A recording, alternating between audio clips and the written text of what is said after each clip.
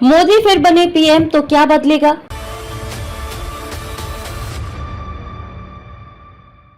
नमस्कार, मैं खुशी और आप देख रहे हैं स्वतंत्र भारत न्यूज। आइए नजर डालते हैं इस वक्त की खास खबर पर। भारतीय अमेरिकी लेखक ने बताया, भाजपा के दोबारा आने पर भारत को कैसे होगा फायदा। प्रधानमंत्री नरेंद्र मोदी के दोबारा चुने जाने के बाद भारत को अगले 5 साल में स्थिरता मिलेगी, क्योंकि उन्होंने विकास पर ध्यान केंद्रित किया है।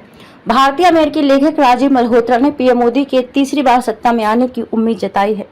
साथ ही अगर वो इस बार सत्ता में आ जाते हैं तो इससे भारत को कितना फायदा मिलेगा, इसको लेकर अपनी राय भी दी है।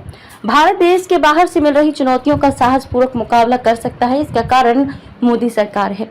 पीटीआई को दिए एक इंटरव्यू में राजीव मल्होत्रा देश में हुए विकास पर बात करते हुए कहते हैं कि आप देख सकते हैं कि गरीबों से लेकर अल्पसंख्यकों तक समाज के हर वर्ग को लाभ हुआ है। उन्होंने आगे कहा कि आप आंकड़ों के साथ ये देख सकते हैं, उनके पास सड़कें, साफ पानी, बेहतर स्वास्थ्य सुविधाएं, खाना और शिक्षा है। राजीव मल्होत्रा ने विपक्ष पर भी निशाना साधा। उन्होंने कहा कि जबकि पिछली सरकार गरीबी से लड़ने आदि के नारे लगा रही थी, लेकिन काम नहीं कर रही थी।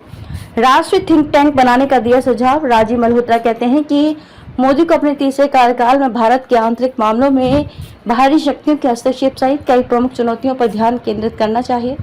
उन्होंने कुछ संवैधानिक संसाधनों को आगे बढ़ाते हुए एक राष्ट्रीय थिंक टैंक बनाने का सुझाव दिया, जो जाति, धर्म और जातिता के बावजूद सभी भारतीयों को समान अधिकार और लाभ थे। हमले के पीछे कौन है? वहीं राजीव मल्होत्रा ने विदेश मंत्री एस जयशंकर को लेकर भी अपने विचार व्यक्त किए। मुझे उनका दुस्साहस और एक्टिव रिएक्शन पसंद है, लेकिन वो आतंकवाद और हमलों का पता लगाने में अभी असमर्थ है। इसको लेकर उन्होंने ज्यादा रिसर्च नहीं किया है। उन्हें ये पता लगाने की जरूरत है कि इस हमले के पीछे कौन है, अगला हमला कहाँ हो सकता है। राजीव मल्होत्रा कहते हैं कि हमारी खुशियां एजेंसी इन हमलों को रोक सकती हैं या पहले से ही अंदाजा लगा सकती हैं। इसके लिए उसे अलर्ट होना होगा।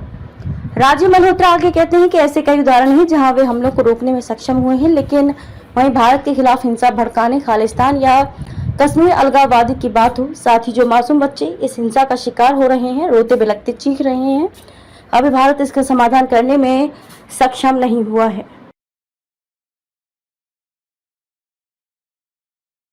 अब तक के लिए बस इतना ही। फिर होगी आपसे मुलाकात ऐसी एक और खास खबर के साथ। तब तक के लिए नमस्कार और देखते रहिए स्वतंत्र भारत न्यूज। ऐसे ही लेटेस्ट अपडेट्स के लिए हमारे चैनल स्वतंत्र भारत न्यूज को सब्सक्राइब करें और तुरंत नोटिफिकेशन पाने के लिए बेल आइकन प्रेस करना ना भूलें।